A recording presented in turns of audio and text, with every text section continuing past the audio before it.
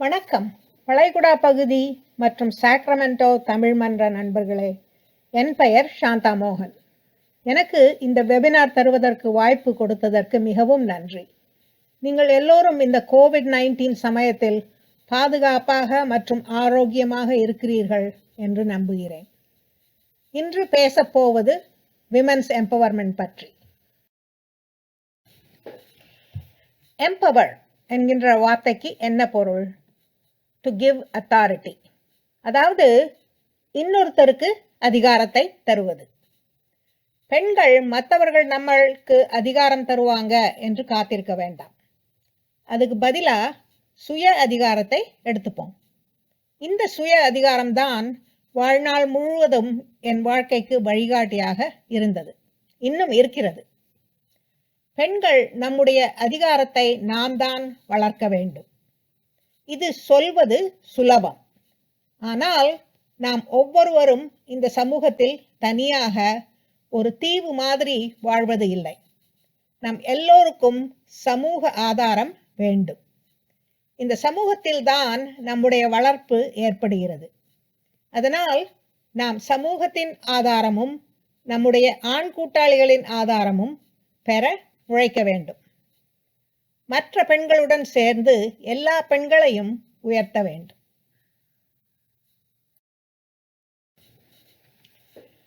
இந்த விஷயத்தை பேசுவதற்கு முன்னால் என்னை பற்றி கொஞ்சம் சொல்கிறேன். நான் பிறந்தது இந்தியாவின் மேற்கு தொடர்ச்சி மலையில் தென்மலை என்கின்ற ஊர். அங்கே ரப்பர் பிளான்டேஷனில் என் அப்பா சீஃப் மெடிக்கல் ஆபீசராக வேலை பார்த்தார். நான் வளர்ந்தது மதுரையில். அங்கே ஹைஸ்கூல் பியூசி படித்தேன். அதற்கு பிறகு இன்ஜினியரிங் படிக்க வேண்டும் என்று சொன்னபோது என் பெற்றோர் கொஞ்சம் கவலைப்பட்டார்கள், எப்படி வெளியூருக்கு அனுப்புவது என்று. ஆனாலும் என் ஆசையை மதித்து சென்னைக்கு செல்ல சம்மதித்தார்கள். 1966 நான் சென்னைக்கு சென்று கிண்டி இன்ஜினியரிங் காலேஜில் சேர்ந்து 1971 பிஇ பட்டம் பெற்றேன். அதன் பின் ஹைதராபாத் சென்று எலக்ட்ரானிக் கார்ப்பரேஷன் ஆஃப் இந்தியாவில் டெக்னிக்கல் ஆபீசர் வேலைக்கு சேர்ந்தேன். அங்கே வேலை பார்த்த ஒரு காலிகை கல்யாணம் செய்து கொண்டேன். ஒரு மகள் பிறந்தாள். அப்போது வேலையை விட்டுவிட்டு குழந்தையை பார்த்துக்கொள்ள வீட்டில் தான் இருந்தேன். பின்னால் நாங்கள் அமெரிக்காவுக்கு வந்தோம். பிட்ஸ்பர்கில் கார்னகி மெலன் யூனிவர்சிட்டியில் என் கணவர் PhD பண்ண சேர்ந்தார். என் மகளுக்கு பள்ளி வயது வந்ததும் நானும் டெப்பர் பிசினஸ் ஸ்கூலில் ஆபரேஷன்ஸ் மேனேஜ்மெண்டில் PhD புரோகிராமில் சேர்ந்தேன். பட்டம் பெற்ற பிறகு நாங்கள் வளைகுடா பகுதிக்கு வேலை செய்ய வந்தோம். நான் கன்சீலியம் என்கிற ஸ்டார்ட் அப்பில் சாஃப்ட்வேர் இன்ஜினியராக வேலை ஆரம்பித்து கரியர் வளர்ச்சியில் அங்கே ஹெட் ஆஃப் சாஃப்ட்வேர் டெவலப்மெண்டாக ஆனேன். அப்ளைட் மெட்டீரியல்ஸ் கன்சீலியமை அக்வயர் பண்ணின பிறகு 2 வருஷங்கள் அங்கே வேலை பார்த்துவிட்டு பின்னால் சொந்த கன்சல்டிங் ஆரம்பித்தேன். அது நடந்து கொண்டிருக்கும் போது என்னுடைய கன்சீலியம் CEO இன்னும் 2 பேரோடு சேர்ந்து ஒரு ஸ்டார்ட் அப் பண்ண ஐடியா வந்தது. ரீட்டைல் சொல்யூஷன் என்கிற கம்பெனியை ஆரம்பித்தோம். நான் அதிலிருந்து 2016 நவம்பரில் ரிட்டையர் ஆனேன்.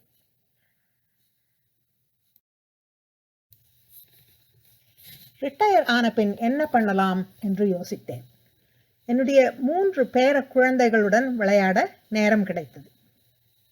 அதை தவிர என் முன்னேற்றத்துக்கு காரணமான படிப்புக்காக கார்னகி மெலனுக்கு நான் என் சேவையை கொடுக்க ஆசைப்பட்டேன். அதனால் இன்டகிரேட்டட் இன்னோவேஷன் இன்ஸ்டிடியூட்டில் எக்ஸிகியூட்டிவ் இன் ரெசிடென்ஸாக சேர்ந்தேன். அங்கு மாஸ்டர்ஸ் மாணவர்களுக்கு நான் வழிகாட்டி. அதே சமயம் இந்தியாவின் பயனீரிங் இன்ஜினியரிங் பெண்களை பற்றி ஒரு புத்தகம் எழுதினேன். இந்த புத்தகம் எழுதுவதற்கு எனக்கு 2 குறிக்கோள் இருந்தது. ஒன்று, சின்ன பெண்களுக்கு ரோல் மாடல் தருவது.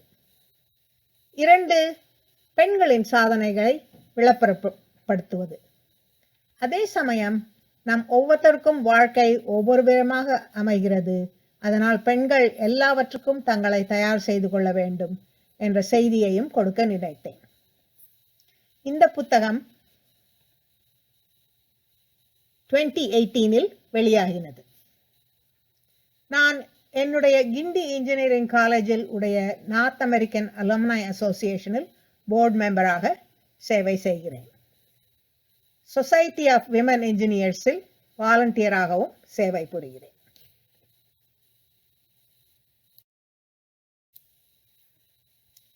நான் எழுதிய ரூட்ஸ் அண்ட் விங்ஸ் புத்தகத்தை பற்றி சில விவரங்களை பகிர ஆசைப்படுகிறேன்.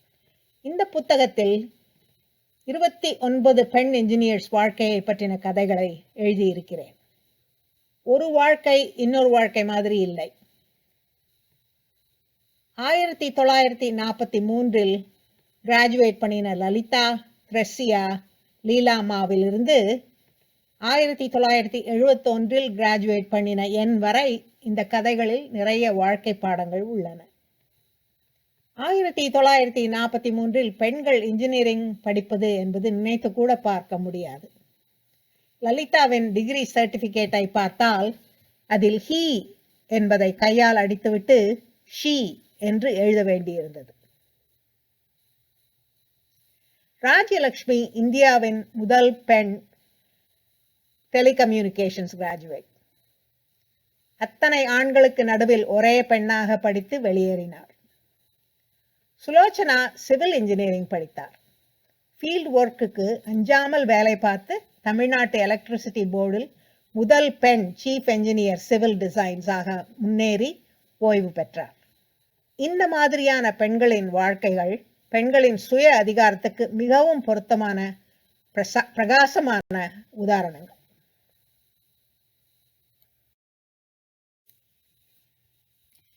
பெண்களின் சுய அதிகாரம் எதனால் முக்கியமானது? ஒரு காரணம் சுயசார்பு.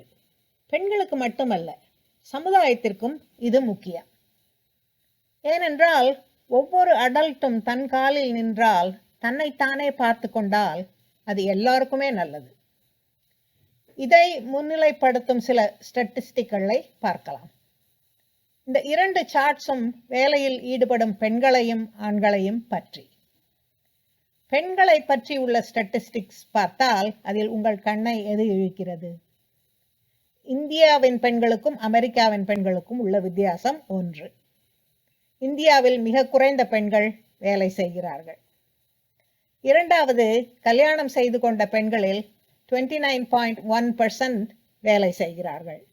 ஆனால் டிவோர்ஸ்ட் விடோட் பாப்புலேஷனை பார்த்தால் இது மிக அதிகமாக இருக்கிறது, 60க்கும் மேலே.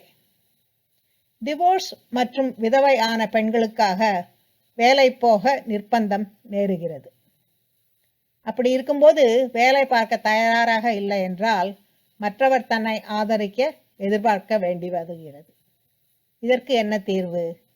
அந்த தீர்வு சுய அதிகாரம்.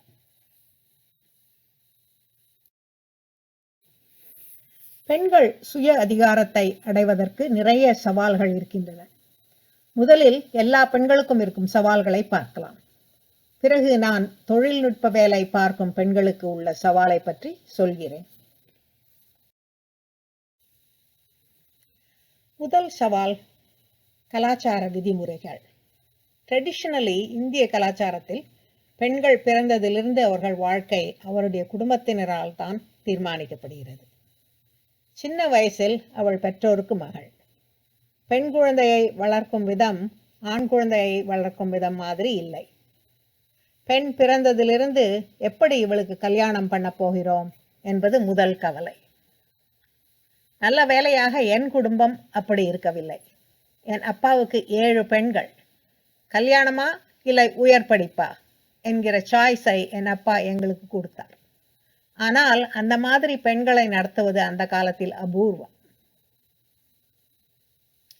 கல்யாணம் ஆன பிறகு நிறைய வீடுகளில் கணவருடைய இஷ்டம்தான். வீட்டுக்கு வேண்டிய எல்லா காரியங்களையும் மனைவி பார்த்து கொள்கிறார். குழந்தை பிறந்த பிறகு அதன் பரிமாறுப்பு. வயதான பின் பேர குழந்தைகளை பேபி செட் பண்ணுவது.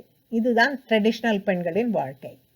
இந்த மாதிரியான நினைப்புகளில் பெண்களுக்கு மற்றவர்கள்தான் நம்மை கவனித்துக் கொள்கிறார்கள் என்ற மனப்பான்மை வந்துவிடுகிறது. தனக்கு அதிகாரம் தேவையில்லை என்று தோன்றிவிடுகிறது.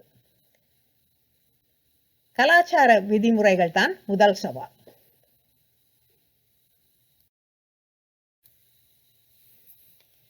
இரண்டாவது சவால் செக்ஷுவல் ஹராஸ்மெண்ட். இது நிறைய விதமானது. எல்லா பெண்களுக்குமே டீனேஜ் வயதில் தெருவில் நடக்கும்போது பையன்கள் செய்யும் ஈவ் டீசிங் பற்றி தெரியும். இந்த தமிழ் கூட்டத்தில் இருக்கும் பெண்களை கேட்டால் முக்காவாசி பேருக்கு அந்த எக்ஸ்பீரியன்ஸ் இருந்திருக்கும். பின்பு காலேஜ் போகும்போது கேம்பஸில் ராகிங் என்ற பெயரில் ஹராஸ்மெண்ட் உண்டு. படிப்பு முடிந்து வேலைக்கு சேர்ந்த பின் சில பெண்களுக்கு இந்த ஹராஸ்மெண்ட் தொடர்கிறது. வேலையில் நடக்கும் இந்த ஹராஸ்மெண்ட் பெண்களின் கரியரை பாதிக்கும், சம்பாதிக்கும் உரிமையை குறைக்கும். இந்த காலத்தில் இன்னொரு மாதிரியான செக்ஷுவல் ஹராஸ்மெண்ட் வந்திருக்கிறது, சோஷியல் மீடியா. இந்த மாதிரி துன்பங்களுக்கு ஆளாகினால் பெண்களுக்கு தன்னம்பிக்கை குறைந்து விடுகிறது. அது சுய அதிகாரத்திற்கான இரண்டாவது சவால். மூன்றாவது சவால் பெண்கள் வேலைக்கு போகும்போது ஏற்படுகிறது. வேலை விளக்கங்கள் ஆண்களை மனதில் வைத்து எழுதப்படுகின்றன. சில பெண்கள் அதை படித்துவிட்டு இந்த வேலை நமக்கு சரிப்படாது என்று நினைத்து அப்ளை பண்ணுவதில்லை. அதனால் வேலை ஆப்பர்ச்சுனிட்டி குறைந்துவிடும். சில ஹையரிங் பிராக்டிசஸ் ஆண்களுக்கு சாதனமாக இருக்கின்றன. ஹையரிங் மேனேஜர் பயஸ் தான் யாரை தேர்ந்தெடுக்கலாம் என்பதை தீர்மானிக்கிறது. சில இன்டர்வியூ கேள்விகள் இல்லீகல் கேள்விகளாக இருக்கின்றன. உதாரணமாக, உனக்கு குழந்தைகள் இருக்கா? இவை பெண்களுக்கு சங்கடத்தை கொடுக்கின்றன. வேலைக்கு சேர்ந்த பின் வாழ்க்கையில் நடக்கும் காரியங்கள் பெண்களுக்கு பெரிய சவால்களாக இருக்கின்றன. பெரியோர் பெண்களுக்கு கல்யாணம் பண்ண அவசரப்படுகிறார்கள். கல்யாணம் ஆன பின் கணவன் வேலை எந்த ஊரில் இருக்கிறதோ அங்கே போக வேண்டும். பெண்கள் தங்களுடைய வேலையை விட்டுவிட வேண்டி வந்துவிடும். குழந்தை பிறந்த பின் பெண்கள் தங்கள் வேலையை விட்டுவிட்டு குழந்தையின் பரிமாறிப்புக்காக வீட்டில் இருக்கிறார்கள். பின்னால் வயதான பெற்றோர், மாமியார், மாமனார் எல்லோரையும் பார்த்து கொள்ளவும் பெண்கள் தான் முதல் சாய்ஸ். இந்த மாதிரி வாழ்க்கை நடவடிக்கைகள் பெண்களின் கரியர் தடக்கமில்லாமல் நடப்பதற்கு உதவுவதில்லை. வேலையை விட்டுவிட்டு இந்த மாதிரியான காரியங்களை கவனிக்கும் போது திரும்ப வேலைக்கு வருவது கஷ்டம். இந்த சவால் டெக் விமனுக்கு இன்னும் அதிகமாக உண்டு. அதை பின்பு பார்ப்போம். கடைசியாக நான் கூறும் சவால் மிக முக்கியமான சவால், ஊதிய வேறுபாடு. பெண்களுடைய ஊதியங்கள் ஆண்கள் ஊதியத்துக்கு நிகராக இல்லை என்று நிறைய ஆராய்ச்சிகள் கண்டுபிடித்திருக்கின்றன. பெண்கள் வேலைக்கு சேரும் போதே ஆரம்ப ஊதியம் குறைவாக இருக்கிறது. கூட சம்பளம் கேட்பதற்கு பல பெண்களுக்கு தயக்கம். வாழ்நாள் மொத்தமாக பார்த்தால் பெண்களின் சம்பாத்தியம் ஆண்களை விட கம்மியாக இருக்கிறது. கடைசி காலத்தில் தன்னை தானே பார்த்து கொள்ள வேண்டி இருக்கிற நிலைமை வந்தால் இது கஷ்டத்தை தருகிறது. நான் இந்த பேச்சை ஆரம்பித்த பொழுது சுய அதிகாரம் வேண்டும் என்று சொன்னேன். அந்த சுய அதிகாரம் திடீர் என்று வந்து விடாது. சின்ன வயசிலிருந்து இந்த சுய அதிகாரத்தை பெண்கள் வளர்க்க வேண்டும். கவிஞர் பாரதியார் அந்த காலத்தில் பாடிய புதுமை பெண் கவிதை அடுத்தபடி நாம் பார்க்க போகின்ற நடவடிக்கைகளுக்கு நல்ல அறிமுகமாக இருக்கிறது. நிமிர்ந்த நன்னடை, நேர்கொண்ட பார்வையும், நிலத்தில் யார்க்கும் அஞ்சாத நெறிகளும், திமிர்ந்த ஞானச் செருக்கும் இருப்பதால் செம்மை மாதர் திரும்புவதில்லையாம். பாரதியார் விவரித்த பெண்ணுக்கு சுய அதிகாரம் இருக்கிறது என்பதில் சந்தேகமே இல்லை. முதல் நடவடிக்கை ரிஸ்க் டேக்கிங்.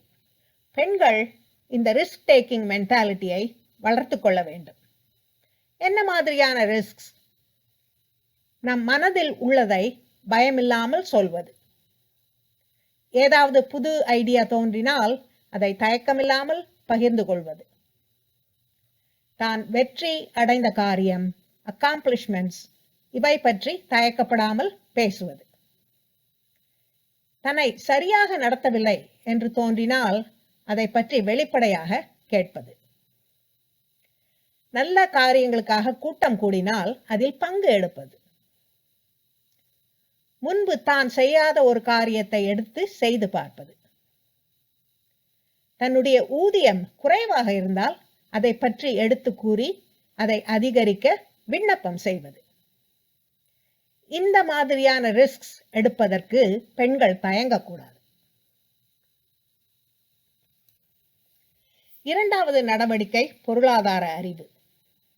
எவ்வளவுதான் புத்திசாலியாக இருந்தாலும் நிறைய பெண்கள் பண விஷயத்தில் அதிகம் கவனம் செலுத்துவதில்லை. நிறைய வீடுகளில் ஆண்கள் மட்டுமே பண விஷயத்தை கவனிக்கிறார்கள். பெண்கள் தின செலவை மேனேஜ் பண்ணினாலும் ஸ்ட்ராட்டஜிக் மணி மேனேஜ்மெண்ட் பண்ணுவதில்லை. இது ஏன் முக்கியம்?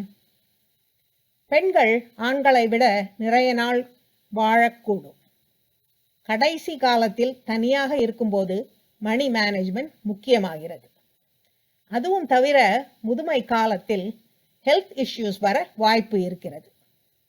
அதனால் பணத்தை மிகவும் கவனமாக மேனேஜ் பண்ணுவதற்கு பெண்களுக்கு தெரிய வேண்டும். இந்த காலத்தில் பெண்களுக்கு இன்டர்நெட் மூலம் உலகத்தில் நடக்கும் விஷயங்கள் எல்லாம் தெரிந்து கொள்ள முடிகிறது. பழைய காலத்தில் அது இல்லை. நம்மால் எது முடியும் முடியாது என்று ஒரு அவேர்னஸ் இருக்கவில்லை. இந்த காலத்தில் பெண்கள் எல்லா ரீசோர்ஸையும் பயன்படுத்தி எந்த மாதிரி ஆப்பர்ச்சுனிட்டிஸ் இருக்கு என்று அறிந்து கொள்ளணும்.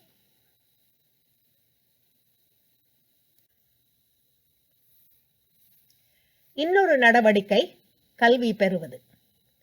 உலகத்தில் 130 மில்லியனுக்கும் மேலான பெண்கள் பள்ளிக்கு போவதில்லை என்று ஸ்டாட்டிஸ்டிக்ஸ் சொல்லுகிறது. பெண்கள் பள்ளிக்கு போகாவிட்டால் சீக்கிரமே கல்யாணம் செய்து கொண்டு சின்ன வயதிலேயே குழந்தை பெற்றுக் கொண்டு விடுகிறார்கள். சில பெண்கள் வேலைக்கு போனாலும் குறைந்த ஊதிய வேலைதான் கிடைக்கிறது. அவர்கள் தங்களுடைய கணவன்மாரின் தயவை நம்பி வாழ்க்கை நடத்த வேண்டும். பெண்கள் 12th ஸ்டாண்டர்ட் முடித்தால் சைல்ட் மேரேஜஸ் 64% குறையும், ஏர்லி பிரெக்னன்சி இஷ்யூஸ் 60% குறையும் என்று ஸ்டாட்டிஸ்டிக்ஸ் சொல்லுகின்றன. பெண்கள் கல்வியை வாழ்நாள் முழுவதும் முக்கியமாக கருத வேண்டும். கடைசியாய் நான் சொல்ல போற நடவடிக்கை மற்ற பெண்களை ஆதரிக்கிறது. பெண்கள் ஒத்தரை ஒத்தர் ஆதரித்து அன்பு கொடுத்து உதவினால் நாம் எல்லோரும் சேர்ந்து சவால்களை சமாளிக்க முடியும், தடைமைகளை நீக்க முடியும். இதுவரைக்கும் பெண்கள் என்ன நடவடிக்கை எடுக்கலாம் என்று பார்த்தோம். இப்போது உலகம் பெண்களுடைய சுய அதிகாரத்திற்கு என்ன உதவி செய்கிறது என்று பார்க்கலாம். 2015இல் United Nations 17 sustainable development goals என்பதை உருவாக்கியது. இந்த கோல்ஸ் 2030க்குள் அடைவதற்கு உலக நாடுகள் எல்லாம் வேலை செய்கிறார்கள். அதில் 2 கோல்ஸ் பெண்களுடைய சுய அதிகாரத்தை வளர்க்கக்கூடிய கோல்ஸ். எல்லோருக்கும் தரமான இலவசமான பிரைமரி செகண்டரி கல்வி, பெண் குழந்தைகளுக்கு ஈக்குவல் ஆப்பர்ச்சுனிட்டி, பெண் டிஸ்கிரிமினேஷனை முடிவு செய்வது, violence against girls and women இதை ஒழிக்கிறது போன்ற நடவடிக்கைகளை 2030க்குள் அடைய பார்க்கிறார்கள். பெண்கள் சுய அதிகாரம் அடைவதற்கு சமூகம் உதவ வேண்டும். அதை பற்றி பேசுவதற்கு சுவாமி விவேகானந்தாவின் சொற்கள் உதவும். அவர் வாழ்ந்த காலம் 1863 1902 வரை. அவர் பெண்களுடைய நிலையை பற்றி சொன்னது இது: பெண்கள் நிலையில் முன்னேற்றம் ஏற்படாத வரையில் உலகம் வளர்ச்சி அடைந்ததாக கருத வாய்ப்பில்லை. ஒரு பக்க சிறகை மட்டுமே கொண்டு பறவையால் பறக்க முடியாது. உலகின் பாப்புலேஷனில் பெண்களும் ஆண்களும் 50-50 பங்கு என்பதை பார்க்கும்போது இவர் இப்படி சொன்ன வார்த்தைகள் எவ்வளவு பொருத்தமானவை என்று தோன்றுகிறது. சமூகம் நடக்க வேண்டிய நடவடிக்கைகள் என்ன என்று பார்க்கலாம். சமூகம் நம்முடைய பிஹேவியரை இன்ஃப்ளூயன்ஸ் செய்கிறது. நம்முடைய நிறம், உடல்வாகு, சமூக நிலை, பணக்காரனா ஏழையா மற்றும் ஜாதி போன்ற எல்லா விஷயங்களிலும் சமூகம் நம் நடப்பை பாதிக்கிறது. அப்படி இருக்கும்போது சமுதாயம் பெண்களை ஆதரித்து ஆண்களுக்கு சமமாக நடத்தினால் பெண்கள் நிலை முன்னேறும். முக்கியமாக சமுதாயத்தில் சில பேருக்கு நிறைய செல்வாக்கு உண்டு. அவர்கள் தங்கள் செல்வாக்கை பெண்கள் சுய அதிகாரம் அடைவதற்கு உபயோகப்படுத்த வேண்டும். இரண்டாவது நடவடிக்கை பெண்களின் சுயமரியாதையை வளர்ப்பது. சின்ன வயதிலிருந்தே சுயமரியாதை வளர்ந்தால் அது வயதான பின் வலுப்படும். எந்த காரியத்தையும் நம்மால் சமாளிக்க முடியும் என்கின்ற நம்பிக்கை கொடுக்கும். சின்ன வயதில் உனக்கு எதற்கு படிப்பு, உனக்கு கல்வி வேண்டாம், கல்யாணம் செய்து கொண்டு வீட்டோடு இரு என்று சொன்னால் பெண்களின் மனது மிகவும் பாதிக்கப்படும். இதற்கு எதிர்மாறாக பெண்களிடம் உங்களுக்கு கல்வி முக்கியம், நீங்கள் என்ன காரியம் செய்ய நினைத்தாலும் அதை உங்களால் செய்ய முடியும் என்று சின்ன வயதிலிருந்தே ஊக்கியம் கொடுத்தால் பெண்கள் தைரியமாக எந்த தடுப்புகளையும் கடந்து விடுவார்கள். அவர்களின் தன்னம்பிக்கை வளரும், அதனால் சுய அதிகாரமும் வளரும். சமூகம் எடுக்க வேண்டிய முக்கியமான நடவடிக்கை எதிர்மறையை மூடுவது. பெண்களை அவமதிப்பது, ஹராஸ் பண்ணுகிறது, இந்த மாதிரியான நடவடிக்கைகளை பார்த்தால் அவைகளை நிறுத்த வேண்டும். வேலையில் பெண்களை டிஸ்கிரிமினேட் பண்ணுவதை பார்த்தால் மௌனமாக இருக்கக்கூடாது. முன்னால் சொன்னது இண்டிவிஜுவல் செய்யக்கூடியது. இன்னொரு நடவடிக்கை நிறைய பேர் சேர்ந்து அநீதிக்கு எதிராக போராடுவது.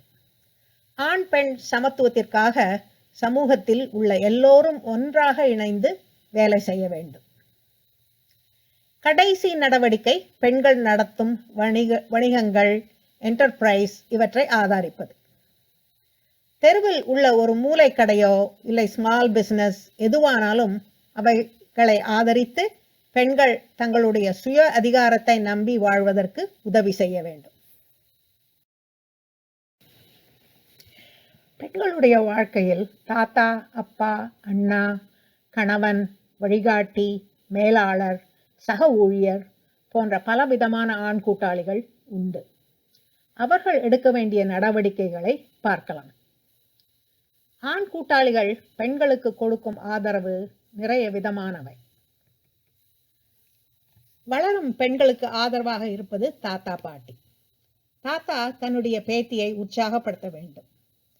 சில சமயம் அப்பா அம்மாவுக்கு நிறைய வேலை இருப்பதால் குழந்தைகளுக்கு ஆதாரமாக இருக்க நேரம் இருக்காது. அந்த சமயங்களில் தாத்தா தன் பேத்திக்கு அன்புடன் அட்வைஸ் கொடுக்கலாம். பேரனை எப்படி நடத்துறாரோ அதே மாதிரி வித்தியாசம் இல்லாமல் பேத்தியையும் நடத்த வேண்டும். அப்பா தன்னுடைய பையனை எப்படி நடத்துகிறாரோ அதே போல் பெண்ணையும் நடத்த வேண்டும். ஓவர் ப்ரொடெக்டிவ் ஆகாமல் நீ என்னென்ன செய்ய விரும்புகிறாய் என்று கேட்டு ஊக்கம் கொடுக்க வேண்டும். என்னுடைய புத்தகத்தில் உள்ள பெண் லலிதாவிற்கு 1934 15 வயதில் கல்யாணமானது. 18 வயதில் குழந்தை பிறந்தது. 4 மாசம் கழித்து அவர் கணவனை இழந்தார். அப்போது அவர் அப்பா லலிதாவை படிக்க ஆதரித்தார். இன்ஜினியரிங் கல்லூரியில் சேர்த்து வாழ்க்கையில் தன்னைத்தானே பார்த்து கொள்ள உதவி செய்தார். என் புத்தகத்தில் தோணும் நிறைய பெண்கள் இந்த மாதிரி அப்பாவுடைய ஆதரவு இருந்ததால் இன்ஜினியரிங் படித்தார்கள். தந்தையின் ஆதாரம் பெண்ணுக்கு இருந்தால் பெண் என்ன காரியத்தையும் செய்ய முடியும். அண்ணா தன் தங்கைக்கு ஊக்கமும் ஆதாரமும் தர வேண்டும். அதே ஜெனரேஷன் என்பதால் சமூகத்தில் என்ன நடக்கிறது என்பது அண்ணாவுக்கு நன்கு தெரியும். எந்த மாதிரி கல்விகள் தற்போது பாப்புலர், இந்த மாதிரி விஷயங்களில் உதவி செய்யலாம். கணவர்கள் தங்களுடைய மனைவிகளுக்கு தரும் ஆதரவு விலைமதிப்பற்றது, பிரைஸ்லெஸ். பெண்கள் வீட்டுக்கு வெளியில் வேலை பார்த்தால் அவர்களுடைய வேலையை தன் வேலைக்கு தரமாக நினைக்க வேண்டும், அனுசரித்து போக வேண்டும், வீட்டு வேலையை பங்கு செய்து கொள்ள வேண்டும், தன் மனைவியின் ப்ரமோஷன் மற்றும் அக்காம்ப்ளிஷ்மெண்ட்டை கொண்டாட வேண்டும். இந்த புள்ளிக்கு சிறந்த உதாரணம் என் புத்தகத்தில் இருக்கும் சுலோச்சனா. தமிழ்நாடு எலக்ட்ரிசிட்டி போர்டில் சுலோச்சனா நிறைய சமயத்தில் ஃபீல்ட் ஒர்க் பார்க்க வேண்டியிருந்தது. அப்போது அவருடைய கணவர் தான் குழந்தைகளை எல்லாம் பார்த்து கொண்டு சுலோச்சனாக்கு ஆதாரமாக நடந்து கொண்டார். நான் புத்தகம் எழுதும்போது சுலோச்சனாவுடைய மகனுடன் பேசினேன். அப்போது அவன் சொன்னது என்னவென்றால், behind every successful woman there is a man என்பது ஒரு பாப்புலர் கோட். ஆனால் எங்கள் வீட்டில் behind the successful woman there is a man. என் வீட்டிலும் என் கணவர் ஆதரவு தந்ததால் தான் என்னால் PhD பண்ண முடிந்தது, என்னுடைய வேலையில் முன்னேற முடிந்தது. இந்த தமிழ் மன்ற கூட்டத்தில் இருக்கும் நிறைய பெண்களுக்கும் இந்த மாதிரி கதைகள் பொருத்தமாக இருக்கும் என்று நம்புகிறேன். வழிகாட்டிகள் பெண்களுக்கு பல விதங்களில் உதவலாம். முக்கியமாக சில நிறுவனங்களில் நிறைய பெண்கள் இல்லாமல் இருக்கும்போது ஆண் வழிகாட்டிகள் பெண்களுக்கு வேலை முன்னேற்றத்துக்கு அறிவுரையும் ஆலோசனையும் தருவது மிகவும் முக்கியம். வழிகாட்டிகள் பெண்களுக்கு தைரியம் தருவார்கள், அவர்கள் முன்னேறுவதற்கு சவால் தருவார்கள். ஆண்கள் பெண்கள் என்று வித்தியாசம் பாராமல் எல்லோருக்கும் வழிகாட்டுவார்கள். மேலாளர் பெண்களை எப்படி நடத்துகிறார்கள் என்பது அந்த பெண்களின் தின வேலையை பாதிக்கிறது. மேனேஜர்ஸ் பெண்களையும் ஆண்களையும் சமமாக நடத்துவது மிகவும் முக்கியம். ஆண்களுடைய வேலையை புகழ்வது போல் பெண்களுடைய வேலையையும் புகழ வேண்டும். புதிய வாய்ப்புகள் வரும்போது பெண்களுக்கும் ஆண்களுக்கும் சரிசமமான வாய்ப்பு அளிக்க வேண்டும். கரியர் கைடன்ஸ் தர வேண்டும். திறன்களில் இடைவெளி இருந்தால் அதை எடுத்து காட்ட வேண்டும். ட்ரைனிங் கொடுக்க வேண்டும். ஆண் காலீக்ஸ் தங்களுடைய பெண் சக ஊழியருடைய பேச்சை குறிப்பாக கேட்கலாம். வேறு சக ஊழியர்கள் தவறாக நடந்தால் அதை கண்டிக்கலாம். மௌனமாக இருக்காமல் நடவடிக்கை எடுக்கலாம். ஹியூமன் ரிசோர்ஸுடன் பேசலாம். இந்த தமிழ் மன்ற கூட்டத்தில் எத்தனை பேர் தொழில்நுட்பத்தில் வேலை செய்கிறீர்கள்? நான் சில பெண்களை சர்வே செய்து எதனால் பெண்கள் தொழில்நுட்ப வேலையை விடுகிறார்கள் என்று கேட்டேன். வேலை குடும்பம் இதில் ஒரு பேலன்ஸ் இல்லை என்று பாதி பெண்கள் சொன்னார்கள். எல்லா பெண்களுக்கும் இருக்கிற சவால்களுடன் தொழில்நுட்பத்தில் இருக்கும் பெண்களுக்கு இன்னும் கூடிய சில சவால்கள் இருக்கின்றன. அவை என்னவென்று பார்க்கலாம். போதுமான முன்மாதிரிகள் இல்லை. எல்லா வேலையில் இருக்கும் பெண்களை விட தொழில்நுட்பத்தில் இருக்கும் பெண்கள் குறைவு. பெண் குழந்தைகள் வளரும் போது ரோல் மாடல்ஸ் இல்லாதது ஒரு காரணம். நம்மால் என்னவெல்லாம் பண்ண முடியும் என்பது வளரும் பெண்களுக்கு தெரிவதில்லை. ரோல் மாடல்ஸ் இருப்பதை பார்த்தால் நாமும் இந்த படிப்பு படிக்கலாம், இந்த வேலைக்கு போகலாம் என்று தெரிந்து கொள்வார்கள். வாழ்க்கையின் முக்கியமான நிகழ்வுகள் காரணமாக இடையூறு. பெண்கள் வேலைக்கு சென்ற பிறகு சில முறிவுகள் ஏற்படுகின்றன என்று முன்னால் சொன்னேன். கல்யாணம், குழந்தை, வயதானவர் பரிமாறிப்பு இதெல்லாம் காரணமாக பெண்கள் வேலையில் கேப் உண்டாகிறது. தொழில்நுட்ப வேலையில் இருக்கும் பெண்களுக்கு இது கொஞ்சம் கூடவே கஷ்டம் கொடுக்கிறது. ஏனென்றால் டெக்னாலஜி மிகவும் வேகமாக மாறுகிறது. குழந்தை பிறந்த பிறகு 3 வருஷம் வேலை பார்க்காமல் பின்னால் வேலைக்கு திரும்பி வந்தால் ஸ்கில்ஸ் எல்லாம் ஆப்சலீட் ஆகின்றன. புது ஸ்கில்ஸ்க்கு ட்ரைனிங் வேண்டியிருக்கிறது. அதுவும் தவிர ரெஸ்யூமேவில் ஒரு கேப் இருந்தால் அது ஒரு ஸ்டிக்மா. ஊதிய சமத்துவம் இல்லை. டைஸ் ஜாப் போர்ட்டல் இந்த மார்ச் மாதம் ஒரு டெக் சேலரி ரிப்போர்ட்டை வெளியிட்டார்கள். அதில் காணப்படும் ஸ்டாட்டிஸ்டிக்ஸ் இவை. இந்த முதல் ஸ்டேட் லெவல் சார்ட் ஆண்கள் பெண்கள் ஊதிய வித்தியாசம் காண்பிக்கிறது. நியூயார்க்கில் வித்தியாசம் 8000க்கும் மேலே. ஒரு விதிவிலக்கு மின்னசோட்டா. அங்கே பெண்கள் ஊதியம் ஆண்களை விட 3000 அதிகம்.